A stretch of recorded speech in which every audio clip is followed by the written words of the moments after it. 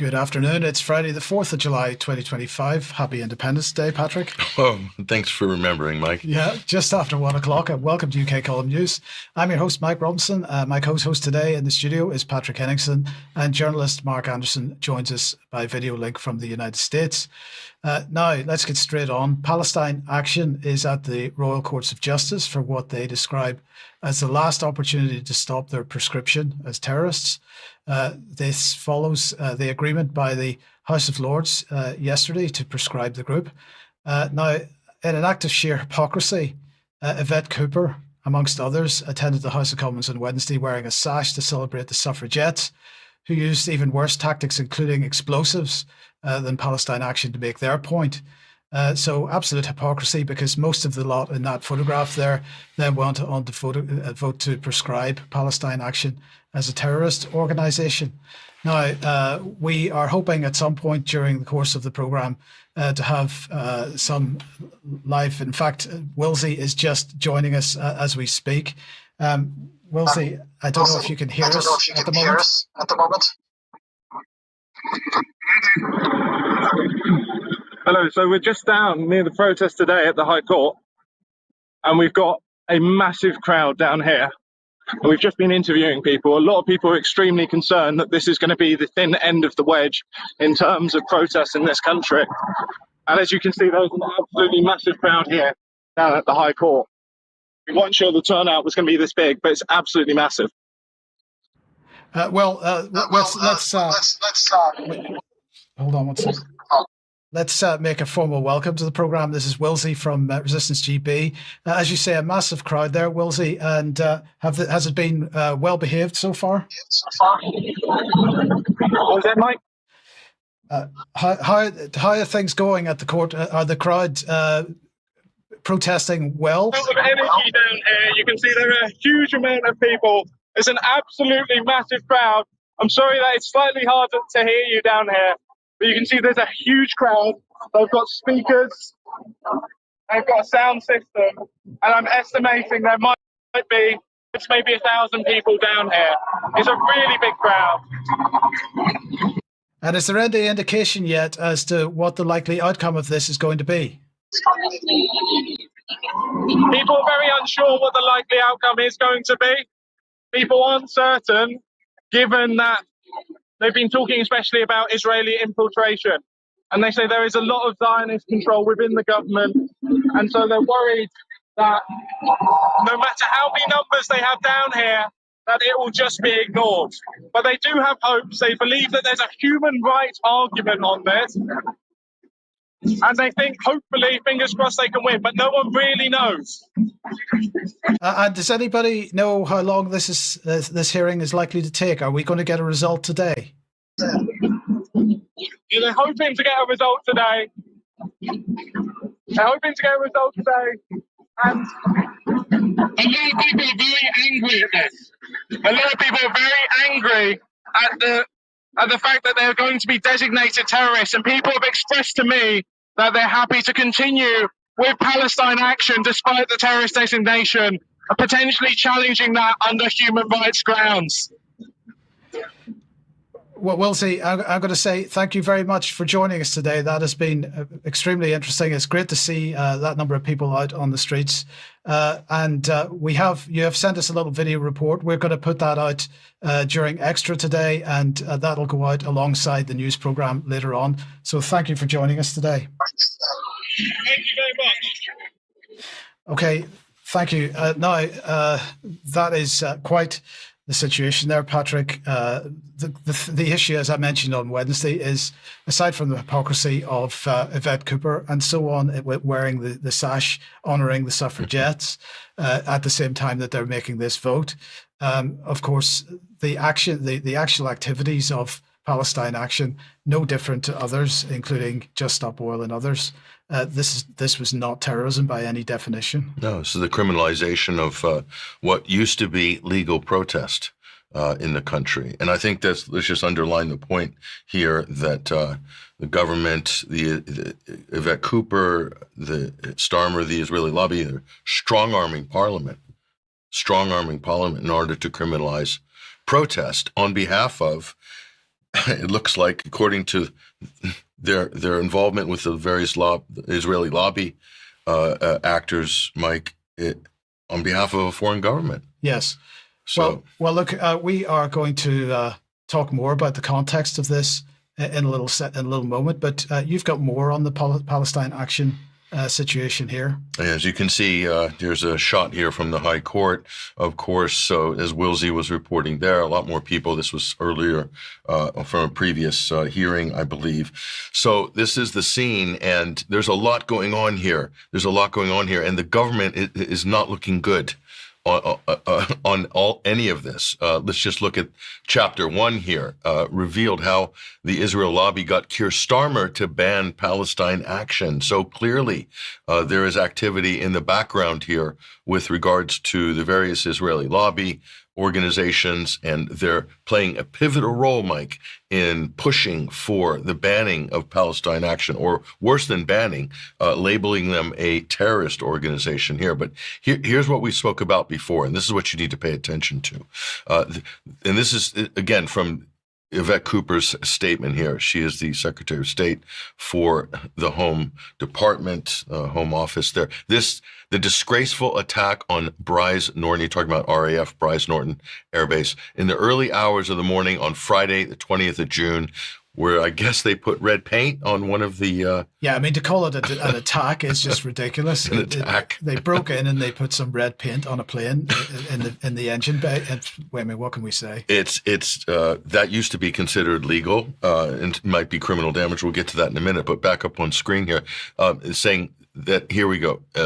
This latest is in a long history of unacceptable criminal damage committed by Palestine action. So it's right there in the words of the Home Secretary, criminal damage. It doesn't say terrorism. Right. It's criminal damage, which is legal, is protected protest. Okay, so, and they go on here, and this is also important. It says the UK's defense enterprise is vital to the nation's national security, and this government will not tolerate those that put that security at risk. So, defense enterprise. What is the definition of enterprise? Well, that's like industry. It's something productive. It's profit-driven industry, enterprise. So the UK's profit-generating defense industry is vital to the national security, and anybody that touches it or disrupts it for any reason is putting the national security at risk? Or, Mike, are they actually putting maybe that corporation's profits or share prices at risk? Right. Because are those two the same thing now? That's my question. Yeah. That's my question. So we're just looking at their own statements, and you can draw your own conclusions here. And let's bring this in as well. And of course, this one certainly is one for the books. The UK High Court held back evidence whilst upholding the F-35 controversial exports to Israel. So what exactly happened here? Let's take a look. Well, it seems that the UK ignored its own spy footage when assessing Israel's compliance with international law. We're talking about humanitarian law. So are they guilty of war crimes or genocide? Key documents withheld from court on Israel's shooting of minors. That also happened. And again, the Foreign Office paid, according to documents that are published, we'll show you in Declassified UK, £750,000 for, quote, independent analysis on Gaza. And meanwhile, the firm contracted by the Foreign Office happens to have been founded by a former UK embassy official in Tel Aviv. So no conflict of interest there, nothing to see, move along. And here to the report by Declassified UK, withheld evidence from court in Israel arms case. And we'll take a closer look here.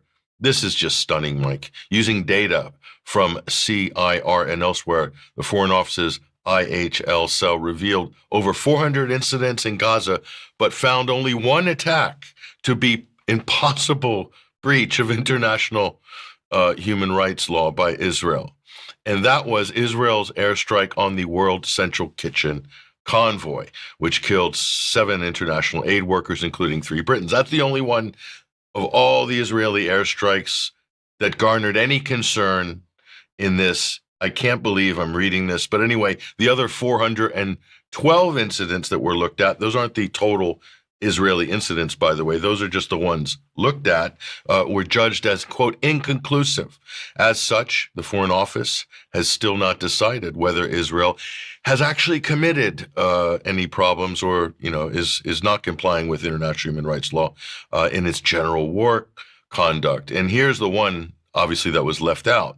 They refused to submit one of CIR's research reports long-range shooting or shooting of minors, i.e. sniping at children, to the court, despite a duty to disclose an explicit request made for its disclosure. It didn't make it into the evidence. So,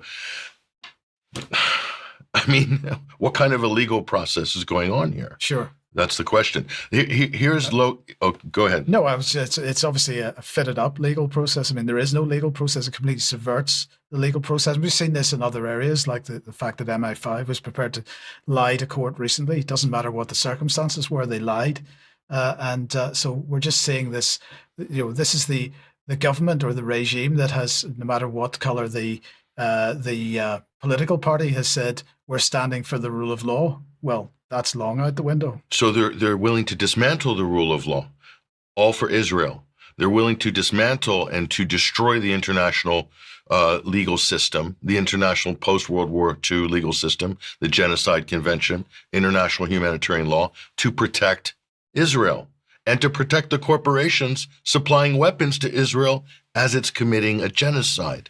Did I get any of that wrong? Nope. I'm not sure that I did. Let's look at Loki, the great UK-based rapper and poet, entertainer, and happens to be an amazing journalist.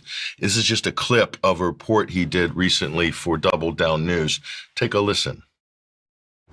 In addition to that, We Believe in Israel has even boasted about being given access to classified police information from a counter-terror investigation into Palestine action in 2022. Why would a lobby group for a foreign power not only be so deeply involved in the security state of this country, but why would it have access to classified documents? We Believe in Israel came out of BICOM, Israel's largest lobby group in Britain, which is currently led by Richard Pater, a reserve in the Israeli military who previously was employed by the Israeli Prime Minister's office. We Believe in Israel campaigned to remove my music from Spotify. At the time, it was led by Luke Akehurst, now serving as a Labour MP. Here is Israeli political officer from the embassy discussing Luke Akehurst and We Believe in Israel. So Luke Akehurst is the director of We Believe in Israel.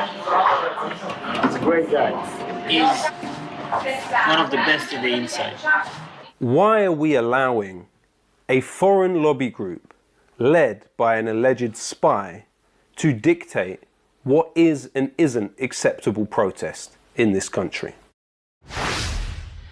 So question. The NGO he's talking about, We Believe in Israel, are the ones that look like they pushed the initial push to ban Palestine action. He's talking about an alleged spy. Let's look at who that alleged spy or who he's referring to there. And there's the organization, We Believe in Israel. It's trying to ban Palestine action. This is clearly an Israeli lobbying organization, whatever you want to call it here. And this is the person, one of the heads anyway, of this organization. Her name is Catherine Shaktam. That name sounded familiar when I first saw it.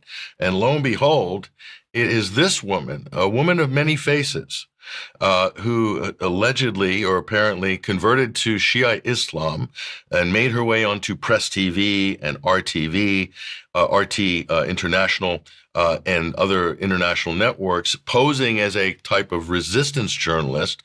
And the allegations are that she was an Israeli spy or a British and Israeli spy, infiltrated those organizations. She, on record, has said, I managed to infiltrate to the highest levels, quote, it's in Loki's report at Double Down News. We'll give you the link to that in a moment. But here she is. There we are, executive director of We Believe in Israel. So that's quite a jump from being a pro-resistance Shiite convert gallivanting around Tehran and returns to the UK and is affiliated with the Henry Jackson Society and this organization. I mean, that's just a little bit fishy. I can see how the allegations of her being a spy are certainly prevalent, because it does look very suspicious. Right. So that's what's going on there. If you want any more background on this story with her, this is a great piece by Alan MacLeod at Mint Press News entitled Catherine Perez Shaktam, a French-born UK Jewish, French, Jewish, and lives in the UK apparently here, Israeli spy who infiltrated Mint Press. So apparently made her way into Mint Press as well. So very effective. And here's one of the people mentioned in Loki's report. This is the former head of Labor Friends of Israel, John Woodcock. He had to leave the party for some reason, did he? He did. There was a sexual harassment scandal, Right. as far as we could see. Apparently, he left his post after that. But he landed on his feet, Mike, managed to get a title Peerage, there, yeah. a peerage, lifetime peerage there in the House of Lords. Lord Walney, he is now known as. So, there we are. But he's featured in this report, and it's quite damning, actually. And you can see the direct link with this gentleman and all of these organizations, and then the move to ban Palestine action. So there we are. We see all these operatives working pretty much in concert for the same ends. There's Loki's report there. If you want to go look at his Double Down News, he is just a fantastic journalist. I don't need to say any more, Mike, but all the receipts are there.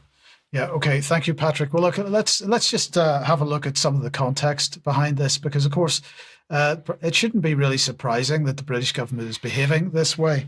On Wednesday, we were discussing the fact that the inconveniences of elections and representation of the electorate have been removed from the MP's job description on the British Parliament website. And this is just one of the recent signs that we, in fact, do live in a dictatorship. So let's just remind ourselves of where we're at. So first of all, let's look at the shutdown of any criticism of the state. We have the Online Safety Act that everybody will be aware of. We've got the new National Security Act, the Foreign Influence Registration Scheme, the Terrorism Act as examples. The Terrorism Act, as everybody knows, is increasingly used to terrorize anyone who's speaking out through arrests at borders, with interrogations, phone and laptop seizures, and so on. And of course, now with the prescription of organizations. But it's the Foreign Influence and Registration Scheme that I want to focus on for a second here, because this is a subset of the National Security Act that's just been made active yesterday. I'm just going to quote a little bit here. This landmark measure introduces an unprecedented enhanced tier protecting our economy and society from covert activities by Iran and Russia. That was from the Home Office. Now, it is a two-tier scheme. The political tier requires registration of any arrangements to carry out political influence activities in the UK on behalf of a foreign power, including political communications or lobbying senior decision makers such as MPs and election candidates. But a more stringent enhanced tier applies to foreign powers considered to pose a risk to UK's safety of interests. The whole of the Russian and Iranian states have been placed under this tier. Now, there are limited exemptions for journalists and so-called recognised news publishers, but the Starmer regime says that, quotes, individuals and organisations, brackets, including news publishers and journalists, who are required to register under the enhanced tier if they are directed by a specified foreign power or entity to carry out or arrange for others to carry out a broader range of what are described as relevant activities in the UK. Now, relevant activities in the context of the media include, but they're not limited to, conducting or arranging interviews at the direction of a specified foreign power or specified foreign power-controlled entity, publishing news reports at the direction of a specified foreign power or specified foreign power-controlled entity, creating video reports at the direction of a specified foreign power or specified foreign power-controlled entity, and investigative journalism activities at the direction of a specified foreign power or specified foreign power-controlled entity. Now, of course, they can make up what at the direction of a specified power or specified foreign power-controlled entity means, but I've seen nothing which suggests that Russia Today or Press TV are not foreign power controlled entities. Now, I'm certain they are, but then we're left with what at the direction of means. Mm-hmm. This is still absolutely unclear. But coming back to the dictatorship, let's look at the next group of statute, and those designed to criminalize protest. And we have here the Police Crime Courts and Sentencing Act and the Public Order Act, which both place major limitations on the ability of the public to protest government or regime actions. And now, as we've highlighted on Wednesday and today, the Terrorism Act is being used in this area as well, as Palestine Action represents. And finally, surveillance that we'll talk about here. The investigatory powers in this country continue to be used to surveil us all. And with the ongoing row with Apple over the use of end-to-end encryption, it's clear that the Starmer regime wants no limitations on bulk data collection in this country. Now, in news related to this, then, Brian Levison has been reappointed to the Investigatory Powers Tribunal. This is the body which is supposed to hold the use of these powers to account. Levison's been doing this job for the past 6 years and has been appointed for a further 3. Now, this is to a so-called independent oversight tribunal, which has, frankly, at this point, upheld almost no cases brought against the state in recent years. And even for the few cases that they have found against the agencies, in fact, it turns out there's nothing they can do about it anyway, because they apparently can't apply any kind of financial sanction or anything like that.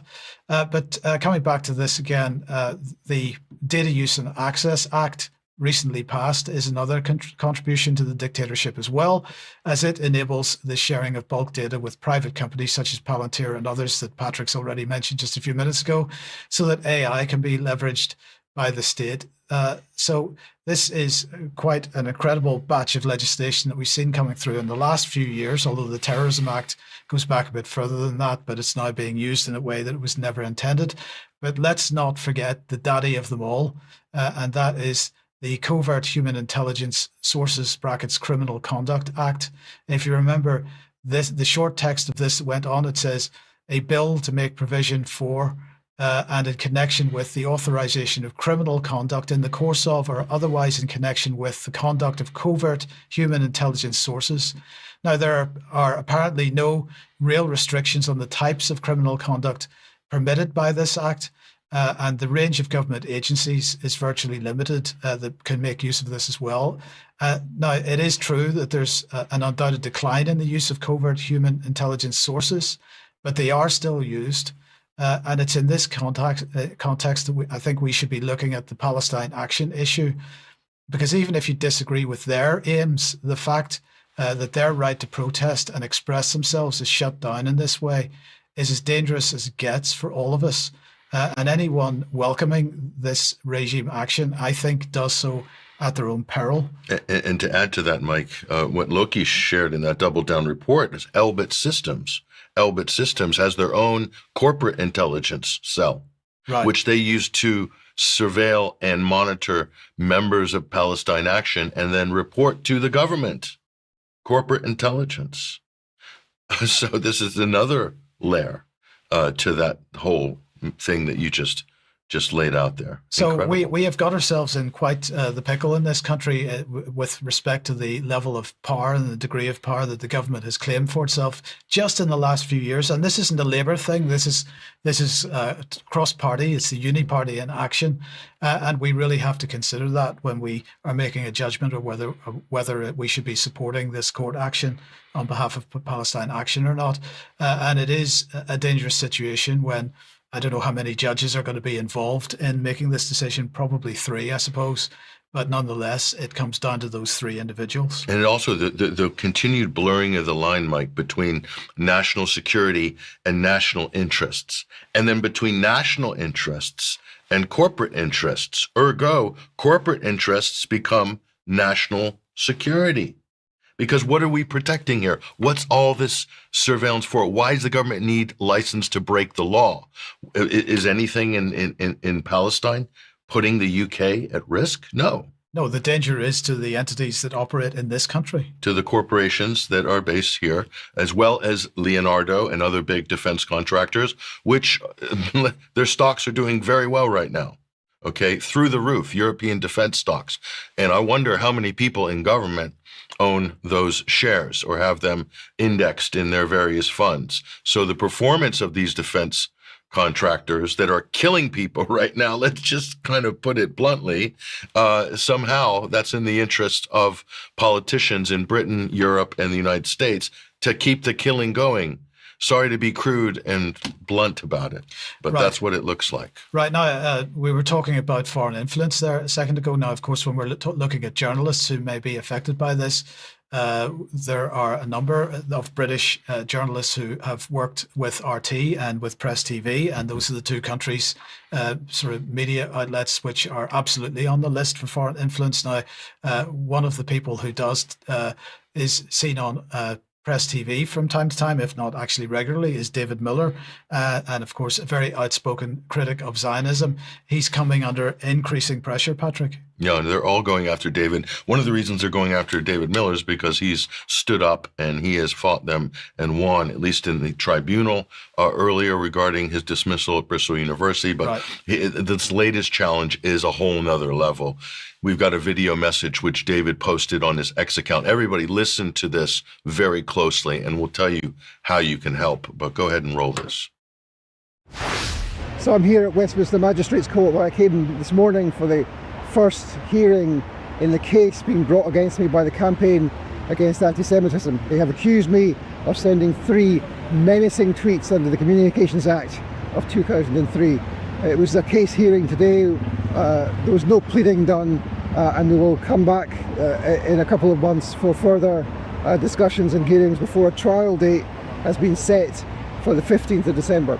They will try and silence me. They're trying to silence me through this whole procedure. And of course, what we are doing is fighting back against the Zionist attempt to completely destroy any speech in support of the Palestinians and against the existence of the Zionist movement, which is of course a fundamentally racist and genocidal movement. Obviously, this is yet another court case which I'm fighting, which will have significant legal costs. We have a great legal team from Bernberg Pierce, and we need to raise funds to support both the Bernberg Pierce team and the barristers who are acting for me, including some well-known and high-profile barristers. So I would appeal to everyone who can afford it to supply us with anything they can afford to support the legal fees in this case to the Left Legal Fighting Fund at fightingfund.org. Yeah, so just to get some more details on this, we'll bring this up on screen. This is the basis. This is an attempt at a private prosecution, and it's a strategic lawsuit against public participation, or a SLAP. Talk about an acronym there. And an act of desperation by the State of Israel in a propaganda war it has already lost. This is up on David Miller's crowdfunding site here. And this is what he says, and this is basically the gist of it. They say that some of my posts on this platform, X, were, quote, menacing against Jews and Zionists, says David Miller. Now, if you want to help out in this legal challenge here, there's his crowdfunding campaign right there. Left Legal Fighting Fund, Stop the CAA. The campaign against anti-Semitism is what's being used to try to skewer David Miller here once again. And again, take a closer look at the URL. We'll bring that up on screen. That's the URL if you want to get involved, fightingfund.org/stop the CAA. And it'll be in the show notes. This will be on the show notes as well. And for those of you who don't want to use the online facility, I think they have a facility if you want to send a check. If you prefer to send a check, there's the address right there. Take a screenshot of this right now on the program. And that's in Derby, England, that address there. Please indicate on the back of the check what it's for, i.e. write David Miller on the back of the check so they know when you send it to that address. But that was posted by David Miller himself on his X account. So we are just copying that information and sharing it with you. Very important precedent. Obviously, they're really going after David. They lost in the tribunal. They tried to take him down. He fought back and he won. And now they're coming at him to try to shut down his free speech, to deny him of his rights of freedom of expression as an academic and also as a journalist as well. Now let's welcome Mark to the program. And Mark, the protest against what's going on in Gaza isn't restricted to the UK. Many other countries as well are protesting. What's been going on in the Netherlands? Good day, gentlemen. I was looking into similar things, and I happened to find an item from NDTV World News out of Holland, and it's very poignant. It kind of speaks for itself. There's a video clip we can roll in a moment.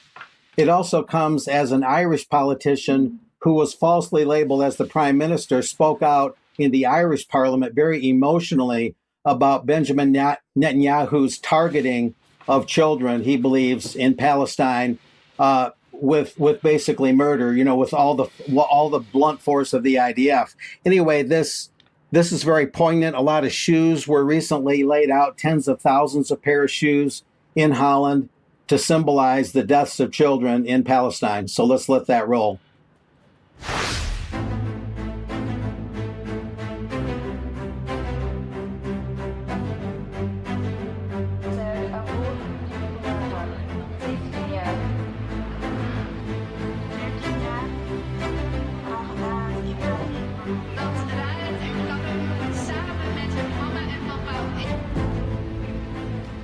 This is the 12th time that we are organizing a memorial protest in the Netherlands. We are in Almere this time.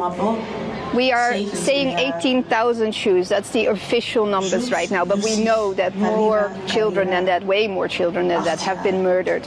They are under the rubble. They have not been found yet or not been registered because the system just can't do it anymore. I felt angry today coming here that we have to do this again and again, a year and a half, and the genocide is not ending. Actually, our family today said to each other, maybe we will not wake up tomorrow, when they went to sleep in Gaza last night. Alhamdulillah, they are alive, but we don't know how many more people we are going to be losing. So I am devastated that we are commemorating all of these children. The shoes represent children, and that it's not stopping. So I am calling anybody in power, anybody who can do anything, but also normal people, to keep raising attention and put pressure on governments to end this genocide by Israel in Palestine.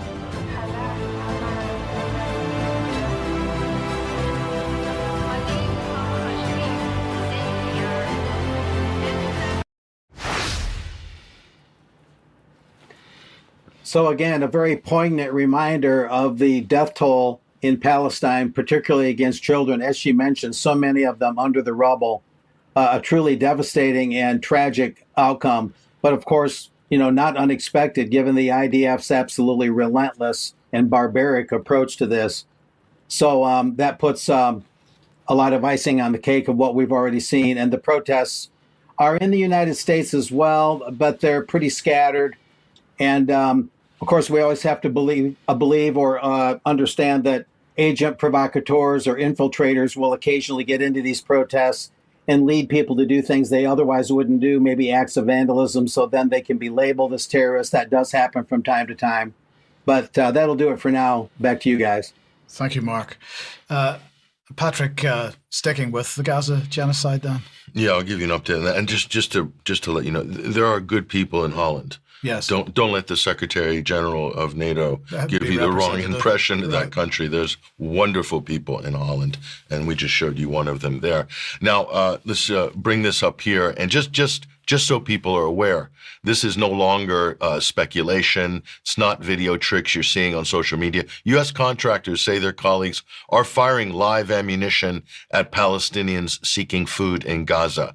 As you can see, they've created a concentration camp here, funded by the U.S. government and the Israelis. They're calling this humanitarian aid. They're letting them loose to go find and run to get food, and then shooting them. The number dead is running at a clip, including from these sites, as well as the bombing raids by Israel, around 100 Palestinians a day. It seems, Mike, like it's a quota by the IDF. They need to kill 100 per day, because that's what it's averaging out at over the last few weeks. Is that all Hamas? I don't think it is. Of course, it's not. It's ridiculous to even say so. So the UN has issued the Human Rights Council has issued a new report. We've seen the draft of that. I think the final has been published already. If it hasn't, it's probably up on their website. But here's Francesca Albanese, the UN Special Rapporteur for Human Rights, talking about what's in this report and why it's so significant, and why the time for debate, discussion, and trepidation of, oh, is it a genocide? Oh, is it not? Oh, is Israel intending to kill civilians on an industrial scale? Or is it just a mistake and is just all this collateral damage? That time for that debate has long since passed. Listen.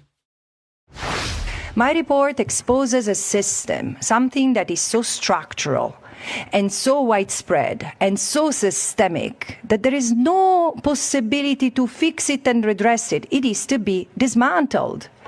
And, you know, had businesses and had the corporate sector observed due diligence, had it honored its commitment to do due diligence, even before October 7, 2023, he would have disengaged completely and totally from its entanglement with the Israeli economy. Because, first of all, it's a fiction that there is a line dividing, separating the good Israel within Israel and the bad Israel in the occupied territory. No, the economy is one. Israel's economy is one and one only, and encapsulates the colonies. The colonies do not exist because some fringy part of the Israeli society is pioneering into the wild, wild West Bank. No, it's because this is resolving the housing crisis in Israel. These people live and thrive within a system that is so connected, that is part of the Israeli state. That's the Special Rapporteur for Palestine and the occupied territories, Francesca Albanese here. Let's take a look at the draft edited version here. This is just the clips that I took from it. We'll bring this up on screen. The UN's Special Rapporteur's 27-page report shows in granular detail how Israel's war economy has mutated from occupation to an economy of genocide, powered by a tight-knit web of global corporations and investors. Well, let's take a look at that tight-knit web. They're right here. The document names more than 60 firms. Among them, drumroll please, ladies and gentlemen, tech bros stand by, Google, Amazon, Microsoft, Palantir. Anybody own Palantir shares? I had a chance to buy at 60. I passed. I'm glad I did. Lockheed Martin, Elbit Systems. Well, we were just talking about them. Caterpillar, HD Hyundai, Volvo. Good cars, but I'm not sure about what they're doing with the Israelis. Chevron, Drummond, and Glencore, of course, Glencore's in there, as direct beneficiaries and enablers of the deconstruction of Gaza and the entrenchment of West Bank settlements. Well, there you have it. It's an economy.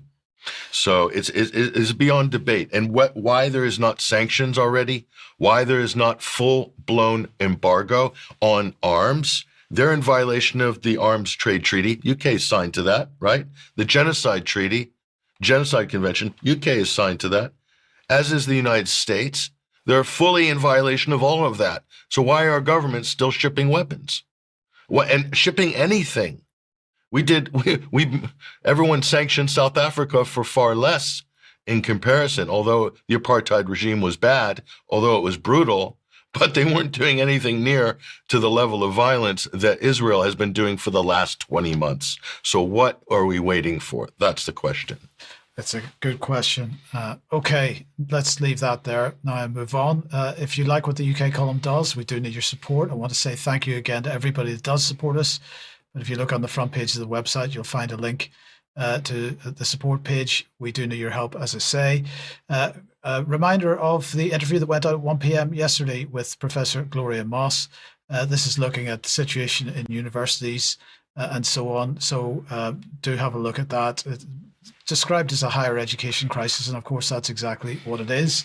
Tonight at 7 p.m. with Germ, Charles and I are with Germ for our weekly banter. Join us at 7 tonight. A reminder of Vanessa's latest article on the UK Column website, Iran on its Ring of Fire. If you haven't read it yet, please do. Please share it. Sharing it is absolutely, sharing everything that's on the UK Column website is absolutely important for us as well. And finally, an advertisement here for an event taking place tomorrow in Scotland. This is taking place in Glasgow at the end of Jamaica Street by the River Clyde on the digital slavery. And so they are going to be out campaigning on that issue tomorrow. Anybody in the area would like to join them, the details on screen will be in the show notes as well. Keep cash alive. Look at that sign. Absolutely. We love that. Yeah. Sorry. And finally, then a reminder of the date for your diary, Saturday, 18th of October, 2025, next UK Column on Location event. The subject will be health, and that's taking place in York, venue to be notified later on. So and speakers as well. So keep that date in your diaries for that. Okay, let's move on then to Ukraine. And what do we have here? Well, lots of bombing going on. Trump was on the phone again to Putin yesterday. He seems to have offered, well, not very much, actually. In fact, so the Western media is presenting this as Putin being unwilling to do a deal. But in the early hours of this morning, then, Kiev was under bombardment again, as we could see on screen at the moment. There were several waves of attacks lasting for hours, and according to Ukrainian Air Force's Telegram channel, Kiev was the main target of the strikes. Zelensky, of course, piped up. He condemned it. He said that this was one of the most, quotes, demonstratively significant and cynical attacks of the war. He was very unhappy, in fact, that his sleep was disrupted. He said it was a harsh, sleepless night. So he also complained that the attacks came directly following Putin's call with Trump.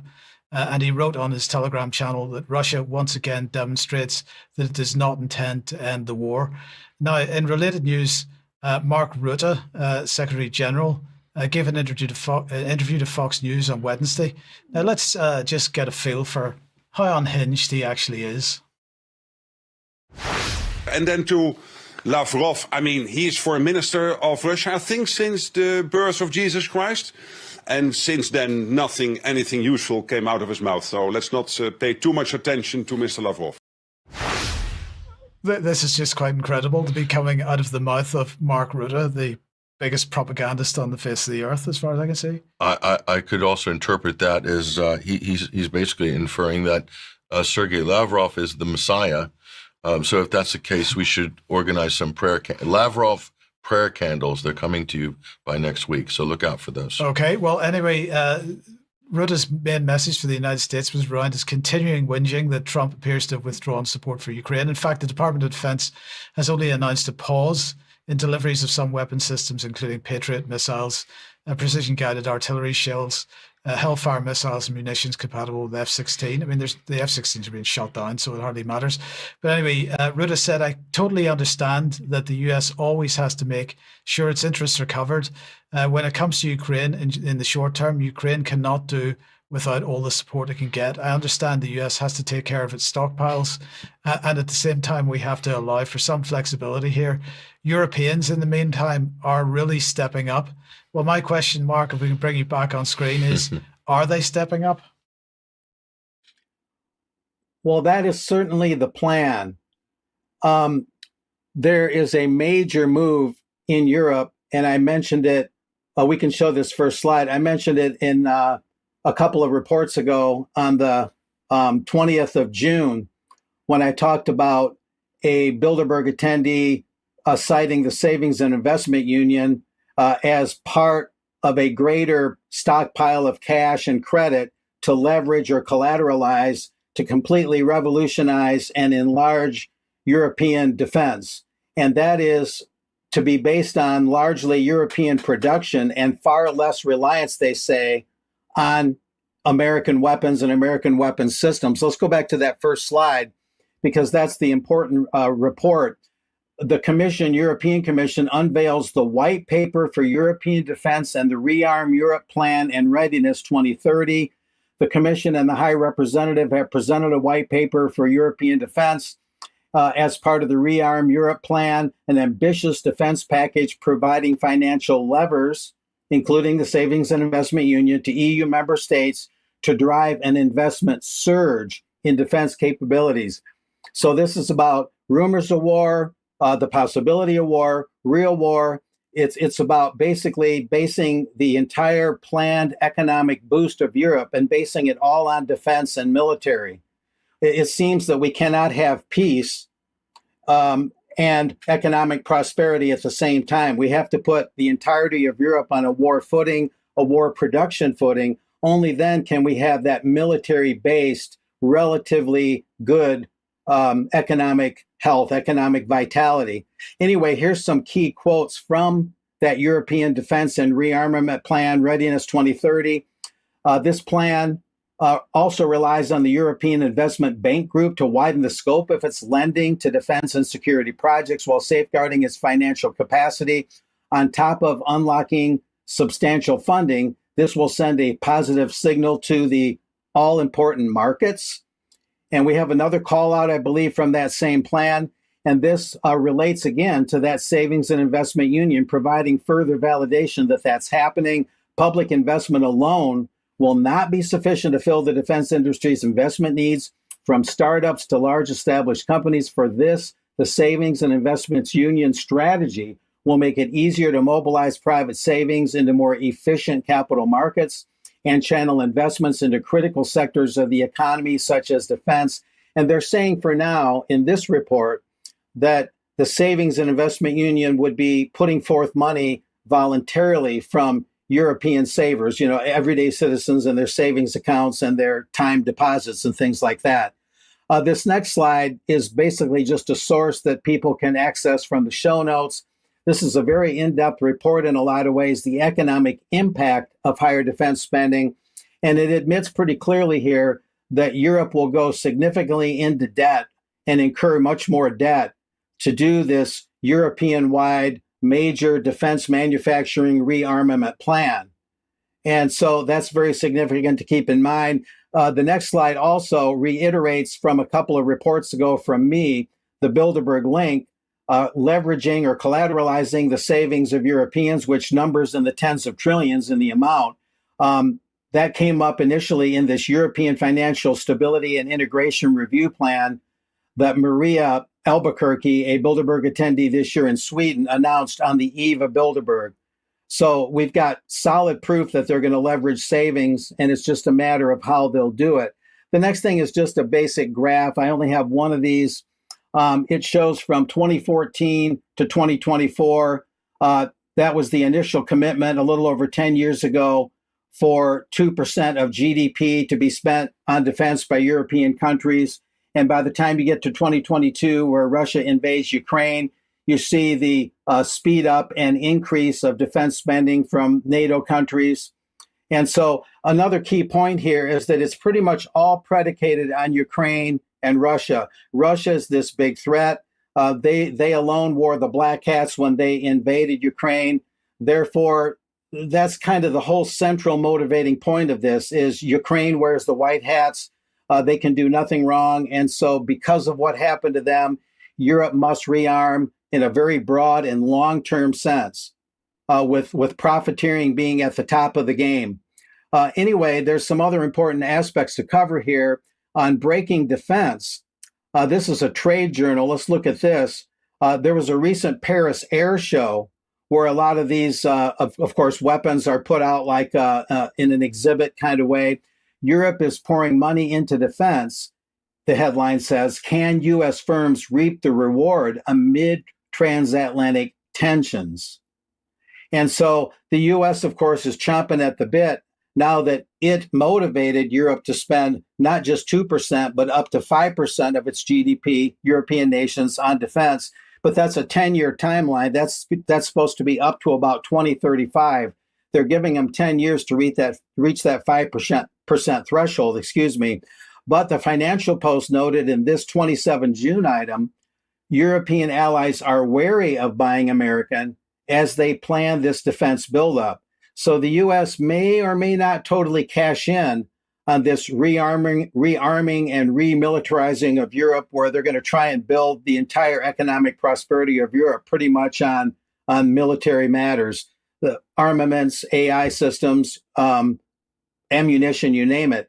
Now, Andrius Kubilius, the EU Commissioner for Defense and Space, had a couple interesting things to say. And I'll mention that before I quote him, that Ursula von der Leyen, the president of the European Commission, is saying the peace dividend is over. The peace dividend is no more. In order for Europe to prosper, we must be on a war footing, a war military production footing. But anyway, here's what Andreas had to say. The defense package, the white paper for European defense and rearmament of Europe plan that I mentioned, marks a defining moment for our union, a defining moment. Europe can no longer afford to be a bystander in its own security. And he also had this to say, we must take our defense into our own hands, reinforcing our commitments to collective security and standing firm against those who seek to challenge our sovereignty. And a real irony of this, of course, is the very creation of the EU, which Bilderberg had at least a small hand in, was in a lot of ways, the overturning of individual European nations' sovereignty. So the European Union really doesn't have a leg to stand on in terms of talking about sovereignty, because even for it to exist, it had to at least lessen the sovereignty of its member states. So that pretty much sums up what's going on. The Savings and Investment Union has now been confirmed as one definite way that they'll finance this. And Europeans better hold tight onto their money, or at least they better get a lot more information about how this is going to work. There is one more slide. If you want, Mike, we can save it for extra. But at the Paris Air Show, they put baffling and opaque baffles around the Israeli booths at that Paris Air Armament Show in a move that Israel called outrageous and unprecedented, evidently a act of protest in some respect against what the Israeli military has been doing, unless they were somehow protecting them, or maybe even a little bit of both. But Israel did protest about that. But that's an interesting twist on the end of this story for today. Just on the defense thing, Mike, this 5% target, the likelihood that any of these countries are going to actually meet that. You're talking about all these, as Mark said, all the bail-ins or, stealing savings to find. They're looking for all these schemes because the cash isn't there.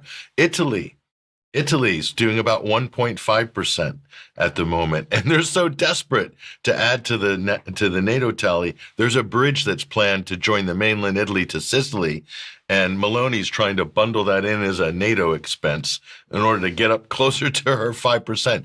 And Trump just threatens the Spanish. The Spanish said, no way are we going to spend 5% of GDP on military. And Trump threatened them with tariffs.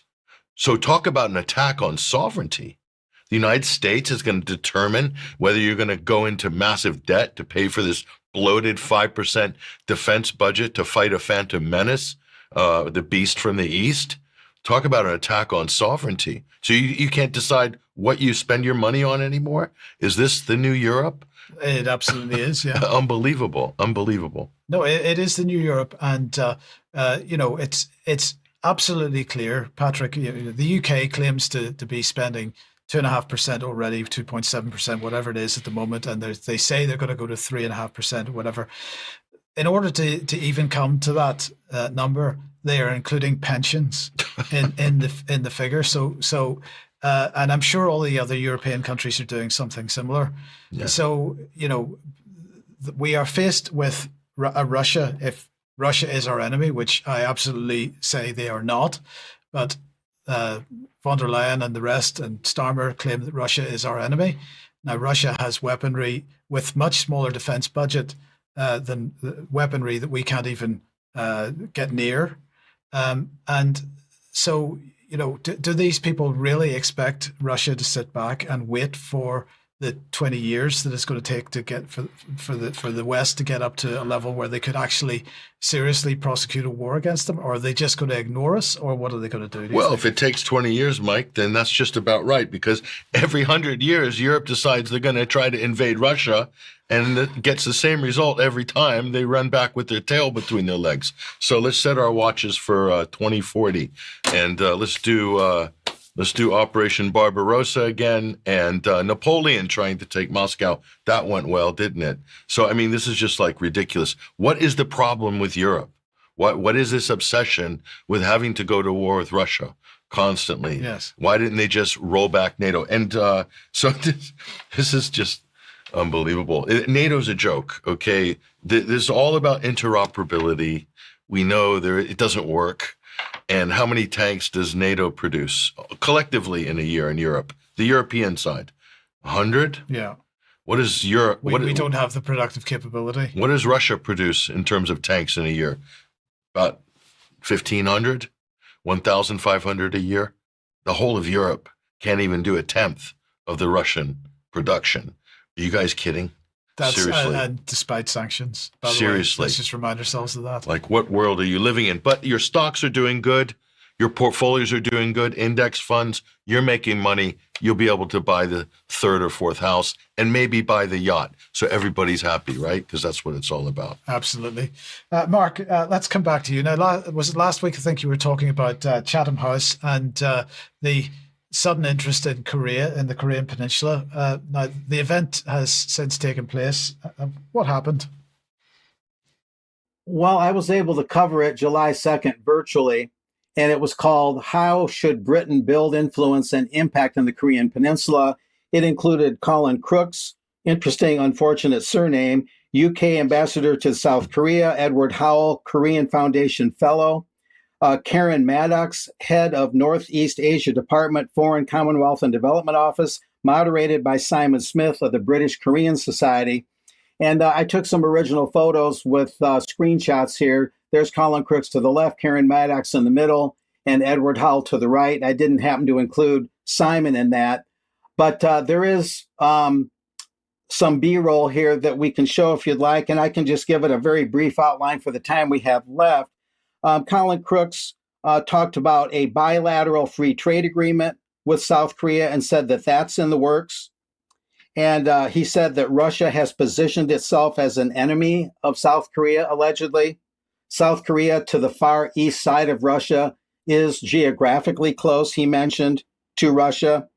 And he said South Korea has a good leader in place and has constitutional clarity now, even though its previous president declared martial law fairly recently in 2024, although that president was reportedly impeached. So they believe South Korea is now stable and constitutionally sound, so it can enter into the free trade agreement with the UK and so on. Another important point is that South Korea is sort of part of a apparent UK military and diplomatic tilt, you might say, or outreach. They're basically going to make South Korea sort of an adjunct or add-on to what they're calling the arsenal of democracy for Europe. And so in a strange way, it kind of fits into the report I just made about rearming and militarizing the economy of Europe. There is that connection there. There's some other things. Colin said, the ambassador to the South Korea of the UK, Korean language is the fastest growing for study in the UK. He called that a soft power connection and said 5,000 youth go both directions from UK to South Korea and vice versa in terms of cultural relations. And British universities and schools are actively recruiting South Korean students. Karen Maddox mentioned a lot of things. One of the highlights of Karen Maddox's comments was that she doesn't believe North Korea is in with both feet in the axis with Iran, Russia, and China. She believes it's more of a transactional, opportunistic thing, and that North Korea is part of that axis only for its own benefit. And it's not in with both feet. That was Karen Maddox's opinion on that. A number of other things could be said. It was something of a dry discussion, but all in all, they are saying that tensions are down in the demilitarized zone between North and South Korea. However, Karen Maddox said that the channels of de-escalation have declined, as has the number of embassies. So they're trying to reestablish the UK embassy in Pyongyang. But meanwhile, North Korea does have an embassy in Ealing, a adjunct or suburb of London. And the HMS Prince of Wales, a naval ship of the UK, is supposed to visit Korea sometime this summer. So that's some of the highlights, guys. But they're trying to bring Korea in as sort of a distant adjunct of free trade and some of the military activities and related matters. I'm sure that there'll be more on this as time goes by, and we can refer back to this Chatham House meeting from July 2nd. So that should suffice for now, guys. Thank you, Mark. Looks like a barrel of laughs there at the Chatham House Royal Institute there. Global Britain's back, Mike. Global Britain's back. Global Britain's extending the empire. I will be shocked if the HMS Prince of Wales makes it to Korea, but we'll see. We'll see how they have to go through warm water to get there, so there might be some engine trouble, perhaps. Yes. Well, look, we've got to leave it there for today. I'm going to say thank you very much to Mark and Patrick, and a special thanks to Wilsey from Resistance GB. And we'll let everybody know what happens at that High Court hearing if we hear before the end of Extra. If you're not a UK Column member, please consider joining, because you can join us in a few minutes for Extra on this live stream. Otherwise, have a great weekend, and we'll see you at 1 p.m. as usual on Monday. See you then. Bye-bye.